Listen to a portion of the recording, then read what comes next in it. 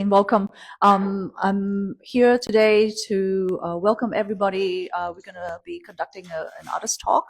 So to coincide with the solo exhibition by Baylee Schmitt, currently on show through February 16th.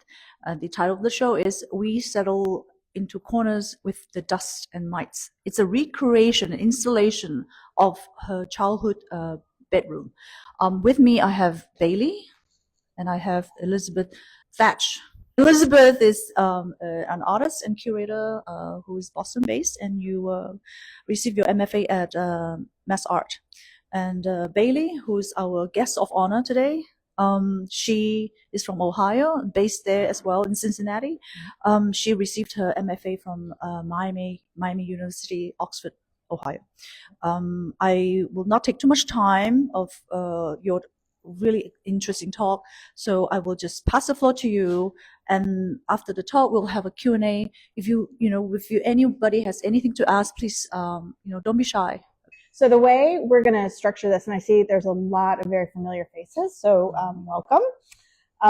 So first of all, I hope everyone had a chance to look around at the actual work, because this work is very dynamic, and it's kind of exploded the white cube, and it's just very work that requires a lot of looking, and it's also work that requires, kind of, there's drawing, but the drawing is occurring in the space, which I think is really interesting. So like, I was looking at this and then I was like, oh, it's a door.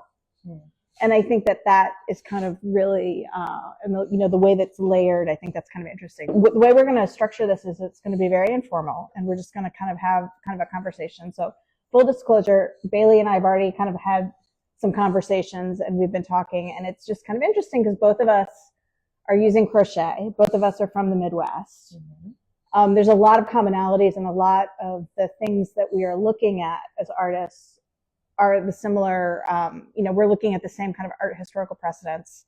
And it's, as an artist, it's always so wonderful to meet someone who gets to a radically different place, starting with so many of the same inputs, right? And that's kind of the magic of art. But, we're kind of completing each other's sentences, talking about things, but our work looks so radically different. And so I think that's just kind of really magical. And like, talk to us about, we were talking about, making this work and why you make this work, and starting out as painting, but gravitating towards crochet. So talk to us about how this work came into being. Sure. So like you just said, I started out as a painter. I started my grad program at Miami as a painter. Dabbling in a little bit of printmaking, and I was mostly working from old family photos. We have these shoe boxes of these like 5x7 disposable camera prints. It's all flash photography. And so I was doing a lot of painting and printmaking from these images, and working on canvas and panel in the way that, you normally approach painting. And I was getting really frustrated with the oneness of each piece. Like I was trying to fit all of these big feelings and thoughts on a 16x20 canvas, and I paint it. Okay, it's done. Awesome. And then I tried the same thing with printmaking and splashing some textiles in there, doing lithography on some found quilts, sewing them together and kind of making these Frankensteiny multimedia pieces individually. But I needed some more generation happening, like translating from image to painting. There wasn't a whole lot of transformation happening. And so then I started to turn toward material to do that for me, which is why I started delving into quilts and touchy-feely things we like to feel on our body. It felt a lot more generative that way. And I was dabbling with a whole lot of different needle techniques, needlepoint, embroidery, quilting, and crochet was just another thing for me to try to add to my visual language as an artist and my repertoire, just to give it a go. And I have done it every single day since. So it's the one that really stuck with me. So generative, when you're thinking generative, like you say generative, and I think more. Like More. it needed to be, the painting, you wanted it to be more.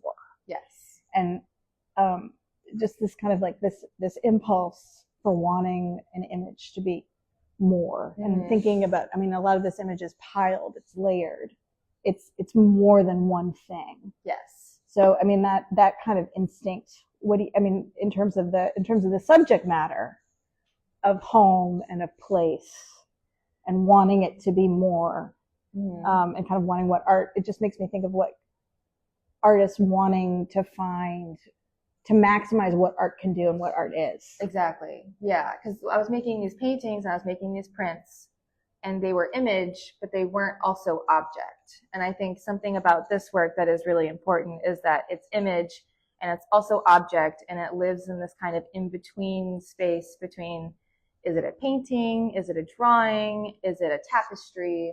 Is it a sculpture? As soon as it gets installed like this, it becomes a lot more dynamic, and its objectness starts to come forward a little bit more. Also, what the heck is it? I mean, that kind of like, what the heck is it, and how do you contend with these things? And you mentioned Frankenstein's, which is something that we were talking about, like making stuff.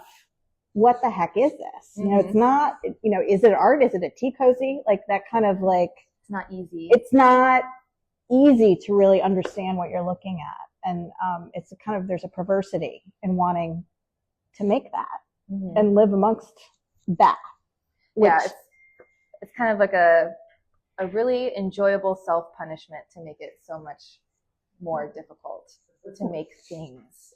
Okay, so self-punishment. Yeah. Speaking of, but we were also talking about labor, and we were talking about work. Yes. And making artwork and labor and time, and which is something that I just like feel so completely. But talk to me about, we were talking about like all artists have rule sets, and so some of your rule sets that you were talking about. So like your rule sets, like it has to be made by hand. Has to be made by hand. That's one of my rules. The major rule, all of this is the images and the objects, that's all crocheted from memory, and that's really important to me.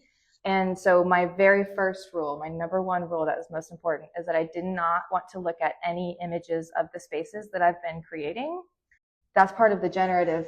The more that I was looking for was that the truth of it is a little bit in question, because it's all worked from memory.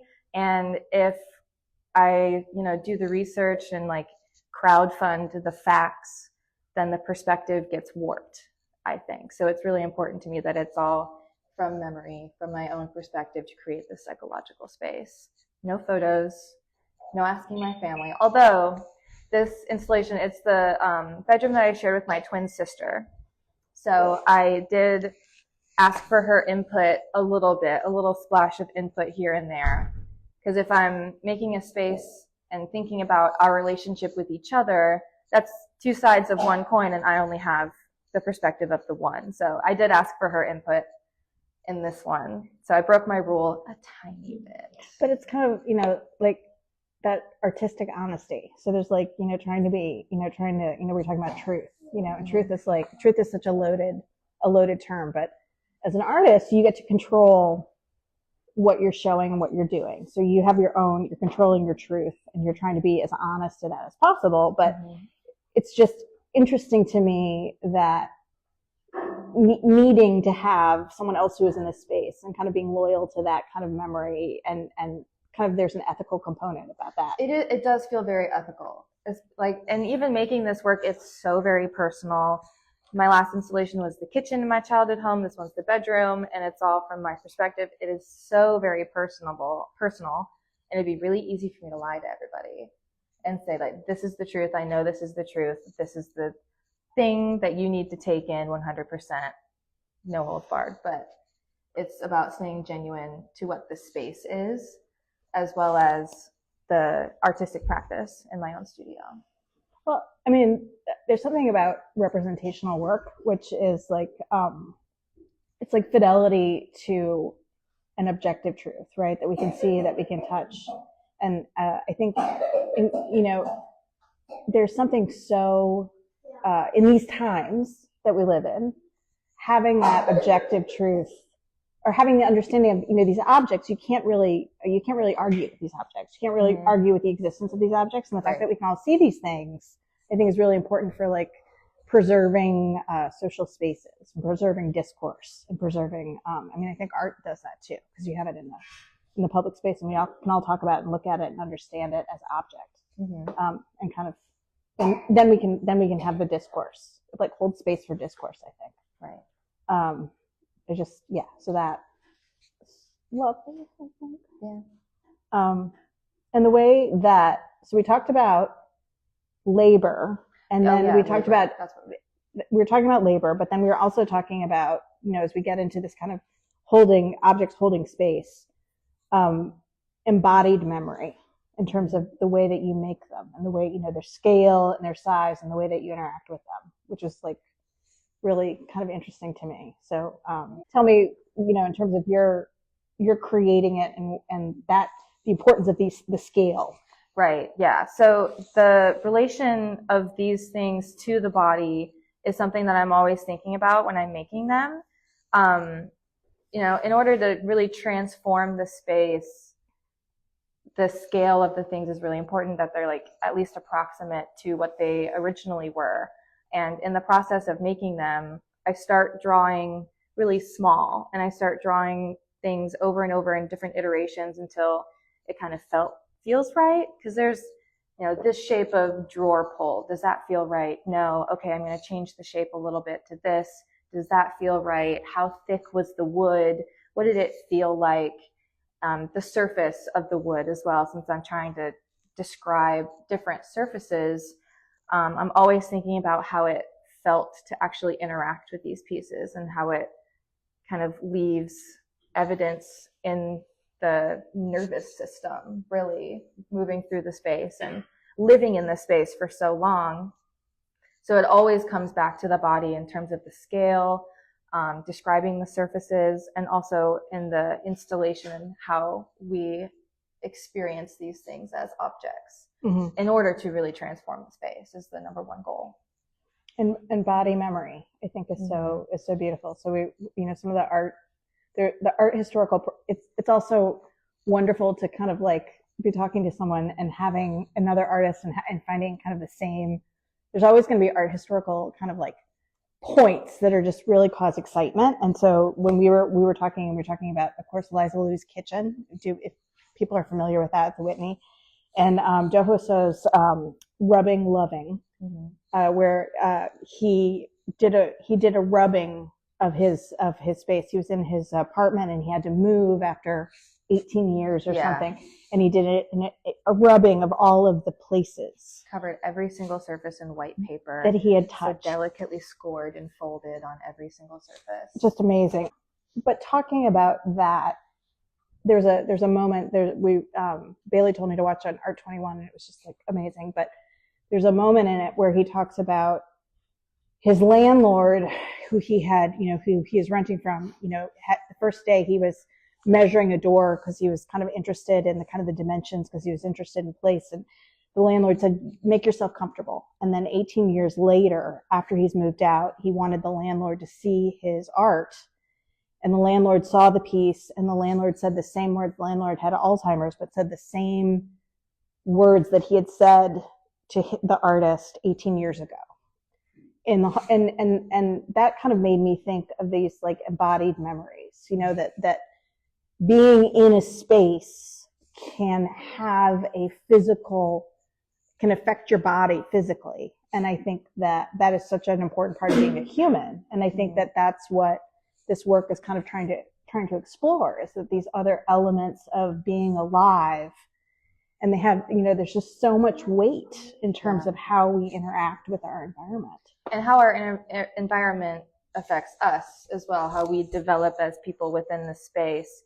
Not only physically, it gets kind of embedded into our nervous system and how we move around the space, but also just the kind of reciprocal relationship. I think that's the title of the show, is really what I was that's the point that I was really trying to get to, was the kind of evidence that we leave behind. Because this house that I've been making I haven't been in there since I was 13, 14 years old, I think. So, but I like to think that there's little bits of me left in there in the same way that there's a whole lot of it in me in the way that it's structured, the way that I perceive the entire world. Like layers and, all these kind of things that we are operating on, but maybe not conscious of in our waking mind. Right.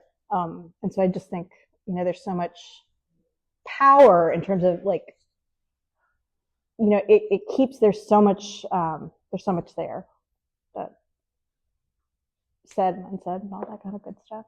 Yeah. In terms of, we talked about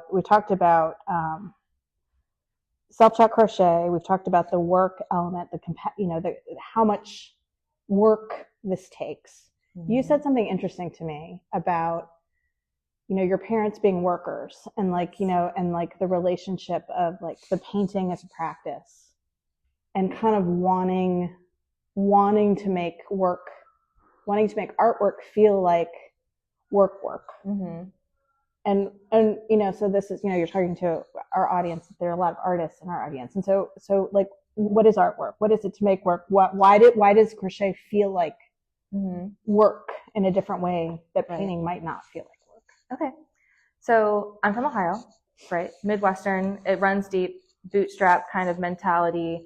My parents are both working people. My mom just worked so much when we were kids, and she worked really, really hard to provide for us. And my dad as well, very blue collar. Work is very important. And I think it's easy to kind of assume that we sit down at a table with our little arts and crafts and we just kind of play around a little bit, and it's not necessarily work. And, when I was painting, it did feel like work. I was like, I'm going to sit down here and I'm going to focus, but it wasn't long enough. Like, it didn't sustain me for long enough. I would work on a painting and then it would be finished and then it's done and that's that.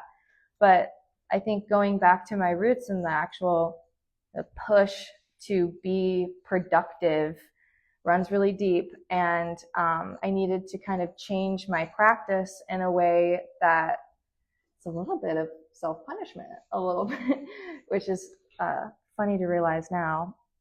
But it's every single stitch in this room is done by hand. It can't possibly be done by machine. And so it's really important to me that my hands are or like every single inch of yarn is passing through my fingers to make this work.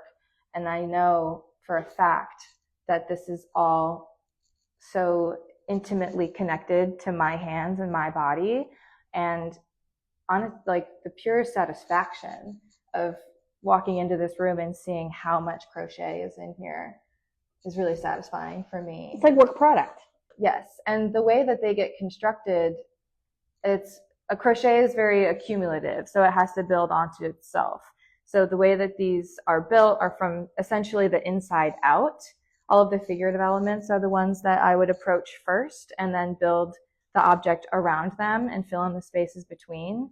So to like expand my timeline of when these things get finished, it's, I have 15, 20, 30 polka dots, and I just have like a little pile of polka dots, and then they start to kind of come together and create this object over time. These like little bits and pieces get connected to each other, and it feels like a lot more work to kind of patch things together that way. Knitting is very like ancient. It's been around for a really long time. It's all very delicate. And then crochet is understood a little bit more as like a home craft, right? Where there's magazines with patterns, and I think this is an opportunity to kind of elevate that work, that labor of crochet from a home craft to something that's more attuned to a white cube, even though then I obliterate the white cube by installing it this way. But when we go, talking about class is what we're kind of talking about. And right. I think that at least in the Midwest, there's some class associations with crochet. Mm-hmm. And I think that you know, there's a lot of conceptual art that's been made that kind of confronts that kind of class stuff. Like Mike Kelly, we were talking about Mike Kelly, kind of calling, you know, kind of directly addressing that. And it's interesting because we were talking about kind of irony and kind of, you know, like locating both of our work. So we're, you know, we're women making crochet and locating that and kind of with, you know, both coming from the Midwest and with Mike Kelly, who's making art in the Midwest out of crochet. And Mike Kelly has a famous piece that's called "More Love Hours Than Can Ever Be Repaid," and it's a piece where he's buying things that have been made by other people, probably women, and selling them or having them sewn. Thinking about more love hours than can ever be repaid. You know, there's something kind of funny and kind of ironic about that, but there's also something kind of real about that. And, you know, thinking about love hours, you know, this is, you know, no one's expecting any payment from that. These are just things that are being made in the home out of love. Right. And that kind of, you know, these are not being made as art objects. These are being made as, you know, with no expectation of being shown at the Whitney. And I think that there's something kind of very pure about that in an interesting sort of way. Well, in that perspective, we can then start talking about Geesbend quilts. Yeah. And, you know, class, you know, they're reusing materials like denim from work clothes that can no longer be worn to work. So then they make a quilt to keep warm or to keep the draft from coming in through the windows. And then suddenly this guy rolls in and is like, oh, wow, these look like paintings. And then starts showing them in all of these museums and traveling them around the country. And that's, you know, these women were confused at first. They were like alarmed that their quilts could possibly be considered as art objects. But that's because, and they're so genuinely good because they were made from a place of love, but also like just need. You know, there's these things that have aesthetic, you know, people are expressing an aesthetic urgency, and they're also use objects, and they're also just, you know, amazing. And the fact that those objects can then, you know, kind of now, you know, that artists, you know, it's just so interesting to me how there's like the cross-pollination, right? You know, you have the Geesbend quilts, and then artists looking at the Geesbend quilts, and that it's just how the context can shift so quickly. Right. In an interesting sort of way. Yeah. Yeah. And I think looking at some of the really high res photos of the Geesbend quilts, the wornness of them, because they were useful objects, the little edges have little holes in them, and they're a little bit worn in the middle because that's how they were using them to cover up. And I think bringing that kind of like home wornness into the gallery is also quite, you know, that clash there. Well, art is object, right? So the quilts, you know, you're making a quilt, but then the quilt becomes its own object, right? So like in terms of trying to make an art as an object, I mean that, you know, like it's just a different way of seeing, you know, the use item, right? And kind of getting all of the different, you know, all these kind of layers of meaning and use, and you know what it means to be a human, right? Kind of in an object. Yeah. Talk to us about how did you install it? Like why does it look this way? Is this the size of your room? Pretty much. Like this space itself is honestly pretty close to how the original bedroom was more laid out. The original bedroom was a little bit more square. This one has some length to it, but pretty generally, you know, my twin sister and I, we're twins, obviously. We're a unit. We were brought into the world in the same time, under the same family, in the same conditions. So you would expect us to be pretty similar, but we were not at all. And that was a big point of contention throughout our childhood. And so the way that we would arrange our room was very territorial. I think at one point we actually like rolled up blankets and split the room in half and was like, don't come over here. So I really wanted to play on that like concept of symmetry in the space and the way that they were hung, like the companion pieces are hung across the room from each other, so that possibly the figurative elements in the pieces are kind of peering at each other from across the room, and they're the same image that are split across their pieces. So there's kind of it's going to sound a little bit gross, but it's kind of like an imaginary, like, umbilical connection between all of these girls. I don't think that's gross. No, not at all. The word umbilical, maybe. Oh no, bring it on. Bring Okay. it on. But okay, so in terms of as these are evolving, Mhm. like as you're making them, how do you erase?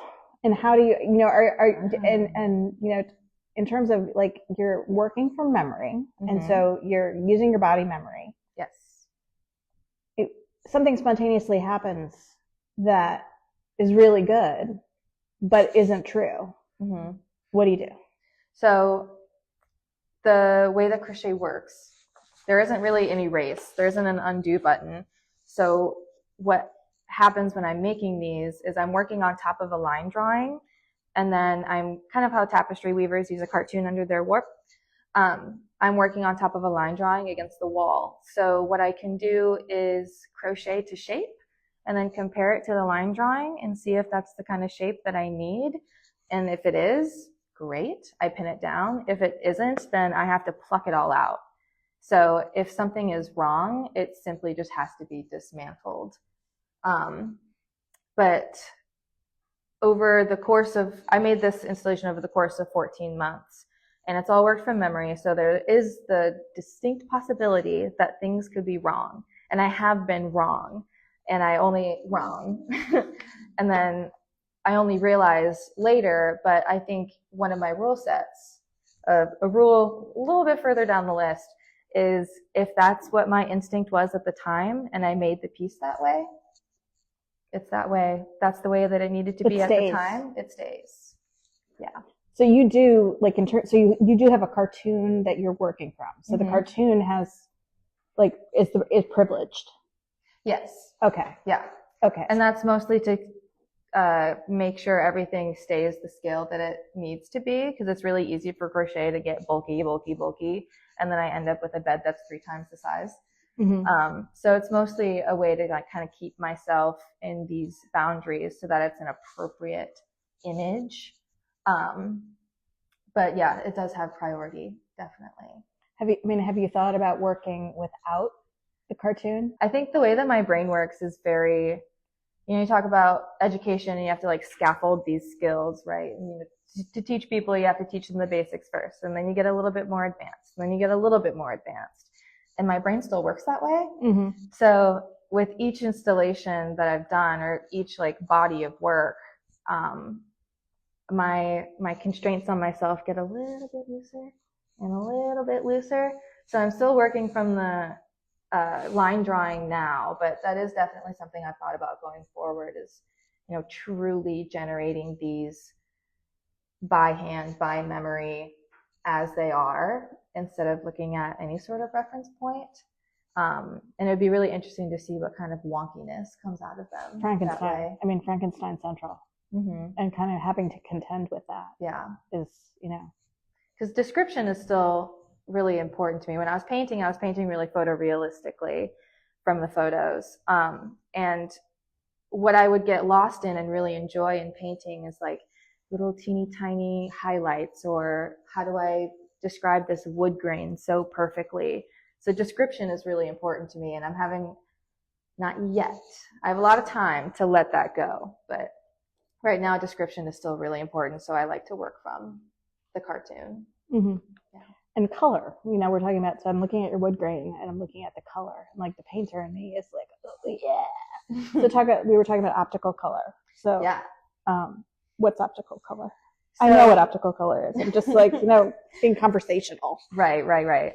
So all of this is store-bought synthetic fiber yarn.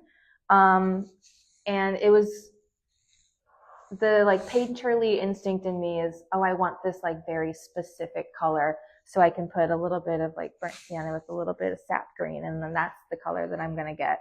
But working with yarn that's already made and balled up and spun for me, it's it's like one of the elements that make it a little bit harder is to kind of pick and choose the colors and strategize in a way to like make my palette for each piece in order to use ready-made color to kind of create an illusion. So I'm still interested in the illusion, this like flat pieces that look dimensional. So when I'm choosing colors, and I'm always looking for contrast. And when I'm choosing the stitches that I want to use, when I'm choosing the colors, or even the temperature, whenever I'm using one, the next thing I pick up is the opposite. So if I'm using like a warm brown and that feels really good, I love this warm brown. Okay, so now I have to pick a cool one. And then I start kind of building color and shadow that way. And it's like painter speak, the temperature of a color. Colors can be warm and colors can be cool based on whether based on if they have red or yellow, that certain colors are cool and certain colors are warm.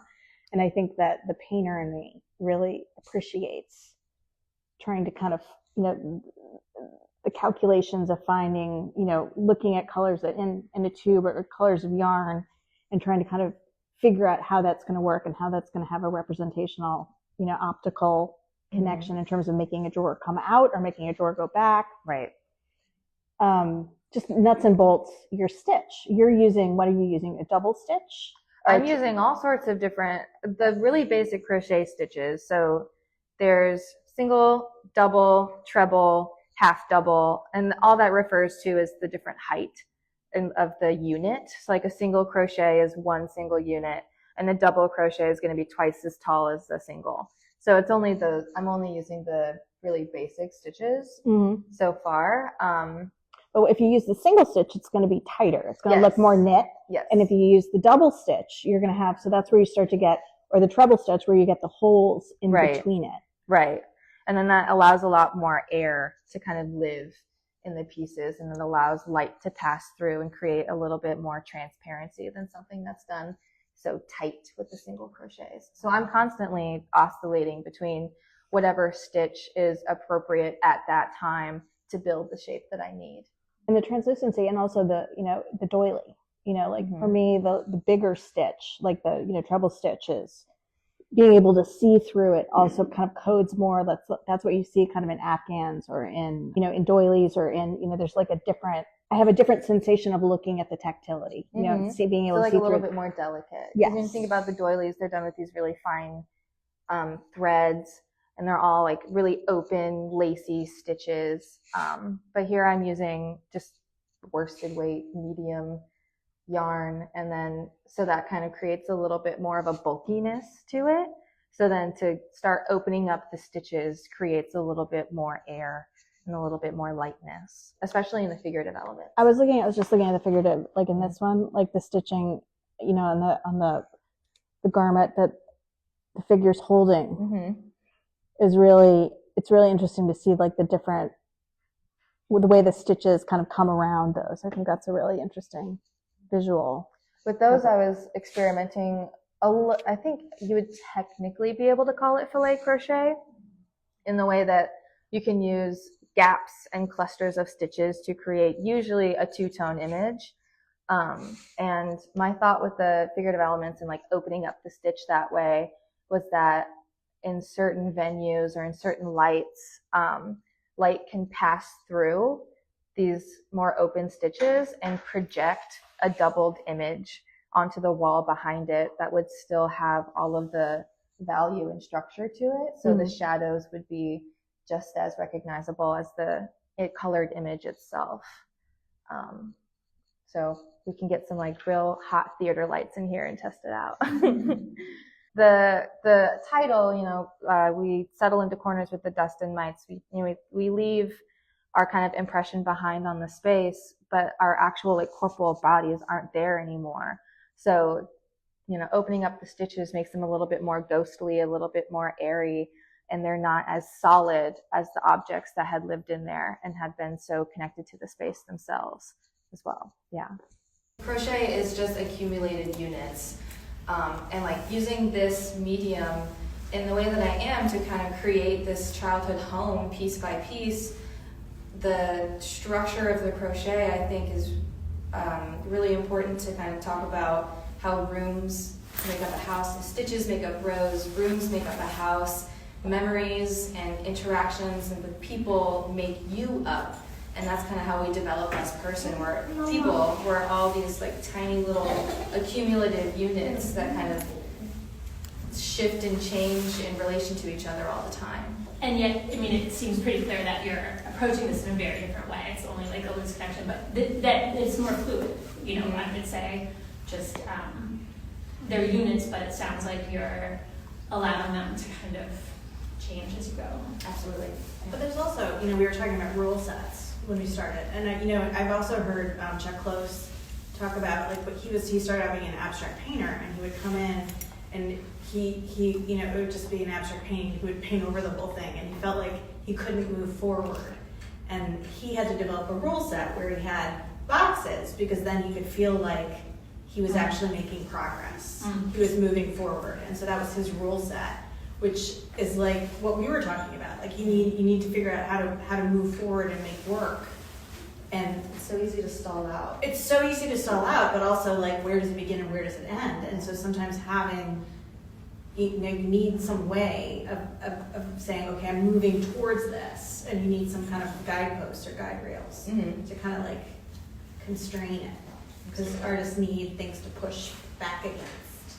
So how do you feel about, you know, how the viewer is supposed to engage? Are they allowed to touch it? I mean, obviously they're hanging tiny strings, so there's, you know, that makes them fragile. Yeah. But inherently, you know, crochet is not fragile. You know, you Right. throw it on the couch, and Yeah. maybe you'll even, if you put it in a net bag, it might even go through the washer. So do you want viewers to touch it, or is it not, it's just not practical? I think, well, these pieces are not as fragile as one would expect, right? Crochet is kind of a hardy way to put a fabric together. Yeah. And I would love to allow everybody to touch and feel, because that's what we want to do when we see big soft things and how they relate to our body. We want them to kind of touch our skin, see how they feel. There is a precarity to them in the way that they suspend from the ceiling, and gravity kind of wants to pull them toward the ground. But in terms of people touching, I will formally not endorse it in like a gallery setting, but I really do appreciate when someone wants to. Like I can see it in someone's face when they like reach out a little bit and they want to kind of play with the strings. And that's really special to me, because that's what I want to do when I'm making these pieces. And when I'm making them, they're draped over my lap, you know, I can fold them up on the ground and sit against them in my studio, and they live a whole touchy-feely life before they ever come to the gallery. And it makes me really happy when I see people want to touch them. Given the background shared with us of painting and printmaking and all of those different areas, I see the work very much in it as a sort of novel narrative, where there's a story being told in the visual context, but then there's another kind of dynamic and story being told in the technique context, and then there's another with relationship to the colors and the types of textures of yarns, whether it's a single spun yarn or a multiple number of yarns spun together. And this last part is what I'm asking you possibly to maybe more respond to, is you were talking about colors and looking at your color palette here being pretty much determined by the manufacturer of the yarn, as opposed to you, the creative person, using the yarns as an instrument of coloration. And how are you going to, or how have you approached that, or have you avoided that and just stayed within the realm of what's available, as opposed, because of the time restraints that are required in textiles. I don't care whether you're doing quilt or crocheting or knitting or weaving a tapestry. It's time. It's all time. And yeah. Okay. So dyeing my own yarn is definitely something that I want to get into in the future. There's just so much more like rich description that I can get to if I can dye just like even a small skein of something to get to a very specific brown that I want. Because there's one like section of an ombre yarn that I really, really, really love. It's the Red Heart Latte Stripe Super Saver. It's the really hot orangey brown. And like I'm constantly seeking out more of that. And if I could dye it, it'd be so easy. And it's just the time that it takes to learn it, invest in it, and the space to invest in it.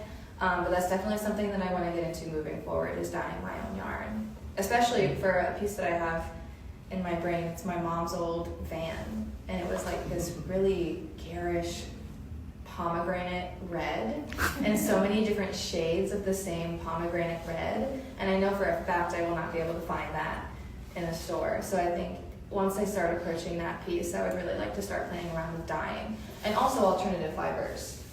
Or not necessarily alternative fibers, but natural fibers, because all of this is quite synthetic, and it holds color in a totally different way, especially since it's mass produced and it's supposed to be as color fast as possible so it can sit on the shelf for as long as possible to get it out the door and sell it.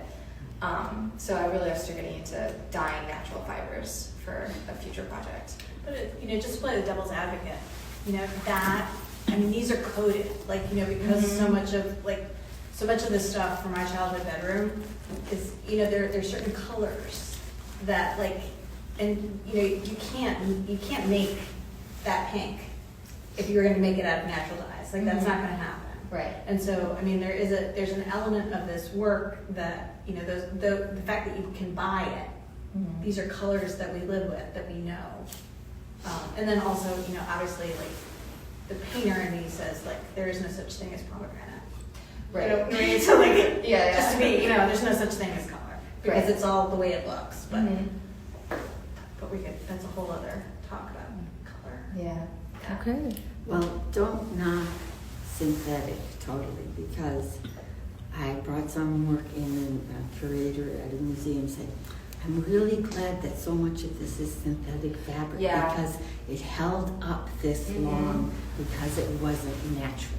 Right, and that's, since these are suspended from the ceiling, the synthetic yarn really helps keep its shape. Because if it was cotton or if it was wool, it would start to, because all of them have wire borders on them to keep their shapes, so the stitches would start to kind of sag away from the wire if it was natural fibers. And that's another reason that I've been using the synthetic ones, is that it kind of shrinks back up into its shape. It likes to stay where it's at instead of, stretching. And so this is acrylic yarn. Yes. Well, again, though, this discussion between natural and synthetic, I think one might want to approach it from an aesthetic point of view as opposed to a material point of view, because there are things you cannot get with synthetics that you also cannot get with natural fibers. And one particular kind of thing is that in Peru, in Egypt, and in Haiti are the only 3 places on the planet where there's a naturally brown cotton. And there are not enough of us in here young enough to remember when Haitian cotton was the fabric of the day back in the mid-60s. So that kind of cotton, to get that particular tonality of brown, because it goes from a very small, very mild cream, almost, because it's not almost like a cream to a very dark, like what you have in the frontal piece of that. But if you were to compare do a segment of that same color brown, tone of brown, of the synthetic and the cotton, and hung them, because of the way light jumps off of the thickness of the yarn and the shadows, and create all that sort of stuff that's happening dynamically that we see. And your point about taking theater lights, as you start moving them around differently, you're going to get an entirely different color palette on these pieces. So it's an interesting discussion, and it's something that's been going on forever, or at least for the forever I've been around, in terms of synthetic fibers and natural fibers, but there are particular kinds of qualities that exist in each of those that if the qualities fit the imagery that you're trying to create and the visual, textual feeling you want people to have respond to those works, then those are the areas, from my point of view, are the most important in making a choice whether it's synthetic or natural. Yeah. Because there are certain things that you just don't get one from the other. Right. And granted, the synthetic might be around longer, but I would dare say that if we look back at the Peruvian and ancient Egyptian textiles, there's a little bit of a question about what is going to be around as long. Okay? Yeah. And I think for fiber and textile people, there's a lifetime, 14 lifetimes I was of just things thinking to that, learn. like so much to learn. So much to learn. I can dabble with some dyes. If it fits, okay, cool. If it And- doesn't, that's fine. We'll move on. There's lots of stuff Lots of to failures, entertain myself with. lots of surprise successes. Mm-hmm. Not enough time No. in the world. Well, thank you so much for doing this. I appreciate both of your time and your brilliance and your insights and and being here. Okay, so and all of you too, the Yeah. audience. Thank you so much. So.